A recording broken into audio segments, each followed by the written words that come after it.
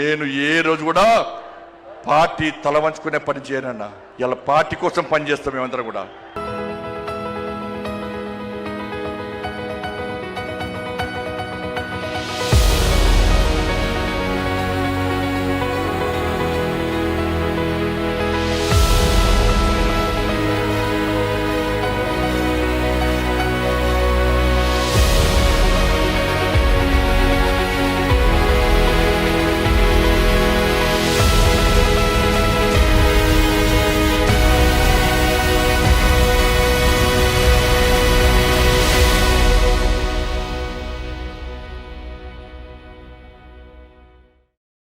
Welcome to D6.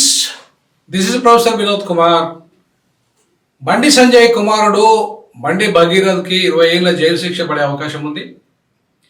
ఇది చాలా పూర్తి స్థాయిలో ఎవిడెన్స్ కలెక్ట్ చేశారు ఆర్ఎస్ ప్రవీణ్ కుమార్ గారు. ఆర్ఎస్ ప్రవీణ్ కుమార్ గారి మాటలో చెప్పాలంటే ఆయన కేవలం వాళ్ళ ఆ అమ్మాయితోనే కాకుండా అమ్మాయి తల్లితోని ఇంకొక అమ్మాయితో కూడా ఆయనకు అక్రమ సంబంధం ఉంది. 3 సార్లు ఆయన మందు తాగిపిచ్చి అమ్మాయిని రేప్ చేశాడు. 3 ప్రాంతాల్లో రేప్ చేశాడు. సో కాబట్టి అమ్మాయి మైనరు. పోక్సో కేసు ఖచ్చితంగా వర్తింపచేయాలి. సెక్షన్ 11 ప్రకారం ఆయనకు 20 సంవత్సరాలు జైలు శిక్ష పడే అవకాశం ఉంది. మరి బండి సంజయ్ గారు మొత్తం హిందూ ధర్మ ఏకత యాత్రలో చాలా స్పష్టంగా చెప్పాడు, నేను ధర్మం కోసం పనిచేస్తాను, నేను ఏదైతే నా పార్టీ ఏదైతే ఉందో ఇవాళ ధర్మం కోసం దేశం కోసం పనిచేస్తున్న పార్టీ అని చెప్పి దగా చేస్తూ దుర్మార్గం చేస్తూ ఇవాళ మనల్ని మోసం చేస్తున్న ఈ మహిళల్ని బేటీ బచావో బేటీ పడావో అనే నినాదానికి విరుద్ధంగా బేటీని ఇవాళ రేప్ చేయి, బేటీని ఇవాళ అవమానపరచు, బేటీ ఆడవాళ్ళందరినీ ఇష్టారాజ్యంగా వాడుకో అని ఏ రకంగానైతే తన కొడుకు ఇవాళ 3 అమ్మాయిలతో జలసాలాడుతూ ఇలా మందు తాగుతూ ఆయన చేస్తున్న వీడియోలు మీరు సోషల్ మీడియాలో చూసి ఉంటారు. సోషల్ మీడియాలో బండి భగీరథ అమాయకుడు కాదు, విచ్చలవిడితనానికి డ్రగ్స్కు బానిస, సెక్స్కు బానిస, అన్ని రకాలుగా బానిస అయిన బండి సంజయ్ కొడుకు బండి భగీరథ్. ఇవాళ మనం ఆర్ఎస్ ప్రవీణ్ కుమార్ గారి మాటలో చూడాలంటే చూడండి, ఆయన చెప్తున్నారు. బండి సంజయ్ గారిని ఈ ప్రశ్న అడగాలి, అయ్యా మేము కాళ్ళకు పొక్కులు వచ్చి ఎండైనా వానైనా అడవుల నుంచి రకరకాల మార్గాల నుంచి కొండగట్టు ఆంజనేయ స్వామి గారి ఆశీర్వాదం కోసం మేము వెళ్తున్నాము. కానీ మీ సుపుత్రుడు ఈరోజు మైనర్ బాలికలను అఘాయిత్యం చేస్తున్నాడు. మరి మీ సుపుత్రుడు ఎక్కడ? ఎందుకు మీ సుపుత్రుడు చట్టానికి దొరకకుండా పరారీలో ఉన్నాడు అని చెప్పి ఈ ప్రశ్న మనం అందరం కూడా హిందువులుగా బండి సంజయ్ గారిని అడగాలి. ఇవాళ వాళ్ళ సుపుత్రుడు ఎక్కడున్నాడు? రేవంత్ రెడ్డి ఇంట్లో ఉన్నాడని చెప్పేసి బక్కా జెడిసన్ ఇంతకుముందే మన సోషల్ మీడియాలో చూసిన హల్చల్ చేశాడు. ఆయన రేవంత్ రెడ్డి దాచిపెట్టిండు బండి సంజయ్ కొడుకునని. ఇవాళ ఆయన విదేశాల్లో పోయిన ఒక ప్రచారం జరుగుతుంది. విదేశాలు వెళ్ళిపోయాడు బండి భగీరథ్ ఇక్కడ లేడని చెప్పేసి ఒక ప్రచారం జరుగుతుంది. సో ఏది ఏమైనప్పటికీ కూడా ఇవాళ రేవంత్ రెడ్డి ఆయన కాపాడుతున్నాడా? ఆయన సిట్టు పేరు మీద ఒకవైపు సిట్టు దర్యాప్తు చేసి ఆ మేడం గారు కూడా సిట్టు దర్యాప్తురాలు చేస్తున్న పోలీస్ అధికారి కూడా చాలా స్పష్టంగా 3 మహిళలతో అక్రమ సంబంధం ఉన్నట్టుగా వారి దర్యాప్తులో తేలిందనే విషయాన్ని మేడం గారు కూడా అంగీకరించారు. సో ఈ క్రమంలో బండి సంజయ్ కొడుకు ఖచ్చితంగా శిక్ష పడాల్సిందే. ఎందుకంటే ఇవాళ బీజేపీ ముసుగులో ఇవాళ ఈ దేశం కోసం ధర్మం కోసం అని చెప్తున్న పార్టీ, ఈరోజు మహిళలకు పెద్దపీట వేస్తున్న పార్టీ, మహిళలను బేటీలాగా చూస్తున్న పార్టీ, లేకపోతే మహిళలకు అన్ని రకాల రక్షణ ఇస్తున్న మేమే అని చెప్పిస్తున్న పార్టీ, ఆ పార్టీ దుర్మార్గమైన పార్టీ. ఆ నాయకులు దుర్మార్గమైన నాయకులు అనడానికి బండి సంజయ్ భాగవతము ఆయన కొడుకు భాగవతమే ఒక మంచి ఉదాహరణ.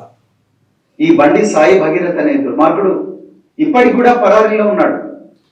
ఆయన వల్ల ఎంతమంది అమ్మాయిలు అఘాయిత్యానికి గురయ్యారో ఇప్పటికైతే మనకు తెలియదు. ఎందుకంటే తెలంగాణ పోలీసులు ఈ కేసులో ఏమాత్రం పురోగతి లేదు. కేంద్ర హోంశాఖ సహాయ మంత్రి యొక్క తనయుడు మైనర్ బాలికల జీవితాలను నాశనం చేసి ఇప్పటికి కూడా చట్టానికి తప్పించుకోకుండా పరారీలో ఉన్నారు. ఆయన వల్ల ఇంకా ఎంతమంది అమ్మాయిలకు ప్రమాదం జరుగుతుందో మనకు తెలియదు. అందుకొరకు జర పైలం మన ఇళ్లలో అమ్మలు అక్కలు అందరూ కూడా జాగ్రత్తగా ఉండాలి. లేకపోతే ఎవరి మీదైనా ఈ అఘాయిత్యం జరగవచ్చు. ఈ సైకో ఎవరి మీదైనా అఘాయిత్యం చేయవచ్చు. మరి అలాంటి సైకోను అలాంటి సో బండి సంజయ్ కొడుకు ఒక సైకో, అలాగే డ్రగ్స్ బానిస, అమ్మాయిలంటే పిచ్చి, ఇవాళ అట్లాంటి వాడిని ఎట్లా వదిలిపెడతారు? పోలీసులు ఎందుకు వాళ్ళని రక్షిస్తున్నాడు? రేవంత్ రెడ్డి ఎందుకు రక్షిస్తున్నాడు? ఎందుకు ఇవాళ హోంశాఖ సహాయ మంత్రి అయితే మాత్రం వారికి ఒక న్యాయం ఉంటుంది, మిగతా వాళ్ళకి ఒక న్యాయం ఉంటుందా? పోక్సో కేసులో ఎందుకు అరెస్ట్ చేయడం లేదు? ఎందుకు తక్కువ శిక్షలు, చిన్న శిక్షలు ఎందుకు పెట్టారు? స్టేషన్ బెయిల్ ఇచ్చే విధంగా ఎందుకు ఇవాళ దర్యాప్తు జరుగుతుంది? ఇవాళ కఠినమైన శిక్ష 20 ఏళ్ళు శిక్ష పడే విధంగా ఇవాళ అట్లాంటి నేరాలకు పాల్పడ్డ బండి సాయి భగీరథు మీద ఎందుకు యాక్షన్ తీసుకోలేకపోతుంది ఈ తెలంగాణ ప్రభుత్వం? తెలంగాణ ప్రభుత్వం మహిళల కోసము ప్రత్యేకమైన రక్షణ కోసం కృషి చేస్తున్నామని చెప్పి షీ టీమ్స్ అని చెప్పి ఇవాళ సుమతి లాంటి వాళ్ళు, మేడం సుమతి గారు వాళ్ళంతా మహిళల కోసం, తర్వాత స్వాతి లాక్రా లాంటి వాళ్ళు మహిళల కోసం ఇవాళ వాళ్ళ రక్షణ కోసం వాళ్ళు తాపత్రయపడుతుంటే మరి స్వయాన ముఖ్యమంత్రి ఆయన బండి సంజయ్ కొడుకును కాపాడుతున్నాడు అని చెప్పేసి బక్క జెట్సన్ లాంటి వాళ్ళు ఆరోపిస్తున్న క్రమంలో ఇవాళ చాలా స్పష్టంగా మనకు మీరు చెప్తున్నారు ఏం జరుగుతుంది ఆర్ఎస్ ప్రవీణ్ కుమార్ ఈ విషయంలో చాలా లేటెస్ట్ అప్డేట్స్ అన్ని కూడా మీడియా ద్వారా చెప్తున్నారు. బండి సంజయ్ కొడుకు ఒక తల్లితో పాటు ఇంకా 2 అమ్మాయిలు, ఆ అమ్మాయితో పాటు ఇంకో అమ్మాయిని, ఈ ముగ్గురిని 3 ప్రాంతాలలో వాడుకున్నాడు. అట్లాగే మైనర్ బాలికకు మందు తాగిపించి దుర్మార్గంగా అత్యాచారం చేసిండు. కాబట్టి ఆయన మీద పోక్సో కేసు నమోదు వెంటనే చేసి అరెస్ట్ చేయాలి, జైలు పంపాలని చెప్పేసి మొత్తం యావత్ తెలంగాణ ప్రజలందరూ డిమాండ్ చేస్తూ ఉన్నారు. ఆర్పీఐ పార్టీగా నేను డిమాండ్ చేస్తూ ఉన్నాను.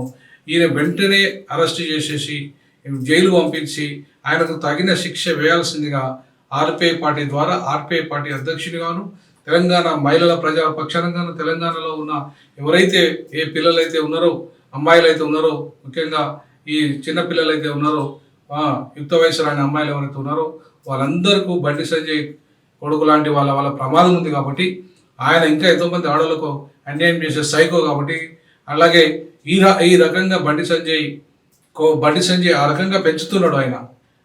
నేను దేశం కోసం, ధర్మం కోసం తిరుగుతున్న కొడుకును పట్టించుకోలేని అబద్ధాలు ఆడుతున్నాడు ఆయన. అవన్నీ ఉట్టి మాటలు. ఇవాళ బీజేపీ వాళ్ళు చెప్పేది ఒకటి, చేసేది ఒకటి. వాళ్ళ విధానమే దుర్మార్గంగా ఉంటుంది.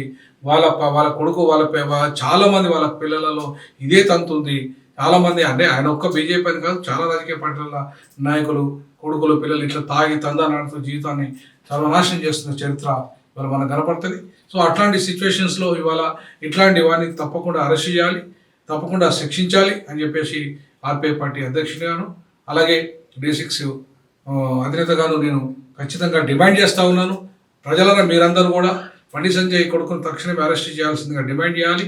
మీ యొక్క అభిప్రాయాలు కూడా ఈ విషయంలో మీరు తెలియజేయాలి. ఎందుకంటే బండి సంజయ్ కొడుకు ఒక న్యాయము, ఇతరులకు ఒక న్యాయం ఉంటుందా ఈ సమాజంలో? ఈ చట్టం ముందు అందరం సమానం కాదా? రాజ్యాంగం ముందు అందరూ సమానం కాదా? కొందరికి చట్టం చుట్టరికమా అనే విషయాల్లో మీ అభిప్రాయాలు కూడా తెలియజేయండి. జై భీమ్, జై పులే, జై పెరియార్.